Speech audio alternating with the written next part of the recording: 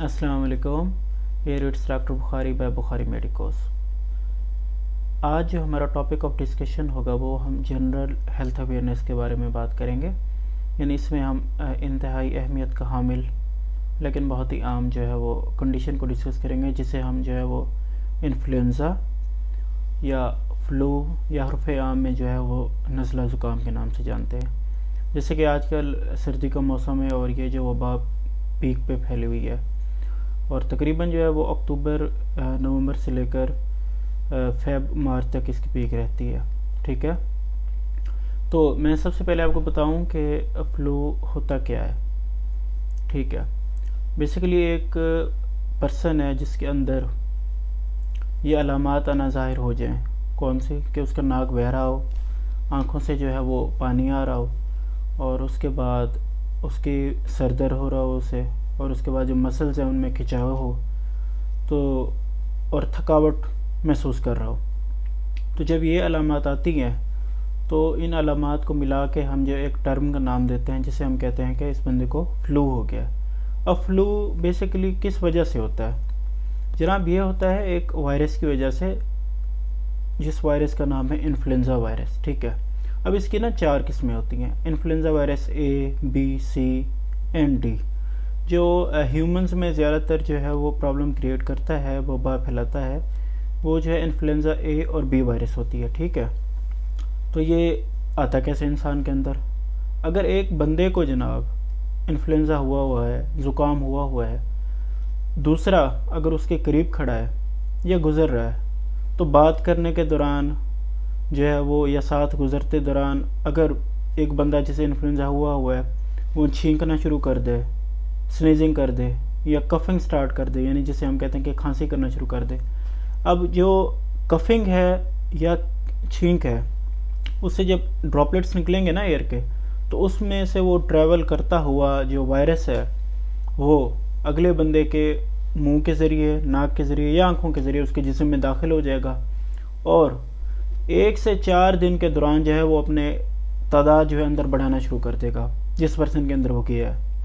जब तादाद बढ़ा लेगा, कुछ लोगों में 2 दिनों बाद, कुछ में 3 और कुछ में 4 दिनों बाद अलामात ज़ाहिर होना शुरू हो जाती हैं। कौन सी अलामत? कि वही नाक बह रहा है, बुखार महसूस हो रहा है, सर दर्द हो रहा है, पट्ठों में खिंचाव है, थकावट महसूस हो रही है, तो सोर थ्रोट भी होता है। इन अलामात को हम कहते हैं कि इस बंदे को फ्लू हो गया।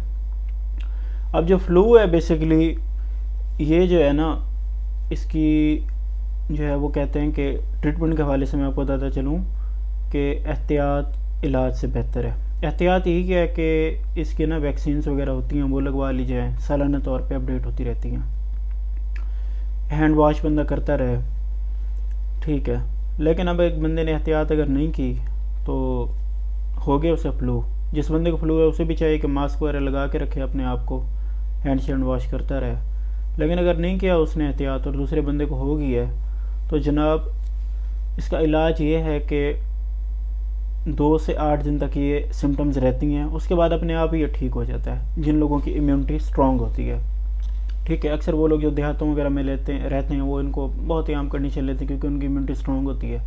और वैसे ये सेल्फ लिमिटिंग होती है। सेल्फ लिमिटिंग हर उस कंडीशन को कहा जाता है कि जो खुद ब खुद ठीक हो जाए। 2 से 8 दिनों के बाद ये ठीक हो जाता है।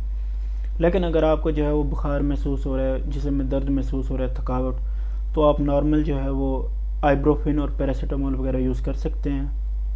घर पे रेस्ट करें, पानी का ज़्यादा से ज़्यादा इस्तेमाल करें। लेकिन अगर कुछ लोग जो हैं वो इम्यूनो कम्प्रोमाइज़ हैं, तो जो इम्यूनो कम्प्रोमाइज़ हैं उन्हें चाहिए कि वो कुछ मेडिसिन यूज़ करें।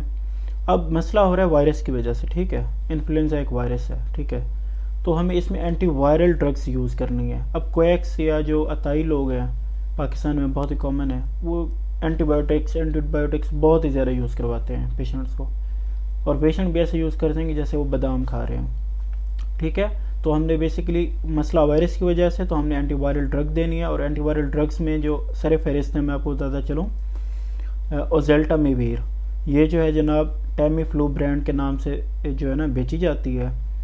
जो मैंने आपको बताया ना ओजेल्टामिवीर, ये एक है जेनरिक नेम, और जेनरिक नेम जिसे हम उर्फ़ आम में फार्मूला कहते हैं, और ब्रांड नेम होता है जो कंपनियां अपना नाम छाप के एक ब्रांड के तौर पर जो है उसे वो सेल आउट करती हैं।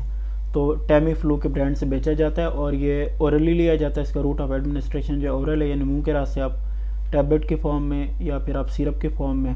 और इसके लिए, इसको यूज़ करने के लिए कम से कम जो बंदे की उम्र है वो 2 हफ्ते से ऊपर होनी चाहिए, औरत भी हो सकती है, ठीक है।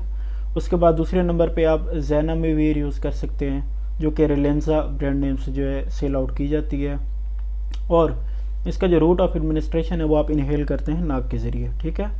और उसके बाद इसमें जो है वो उम्र जो होनी चाहिए बच्चे की, या बच्चे की कम से कम 5 साल से ऊपर होनी चाहिए।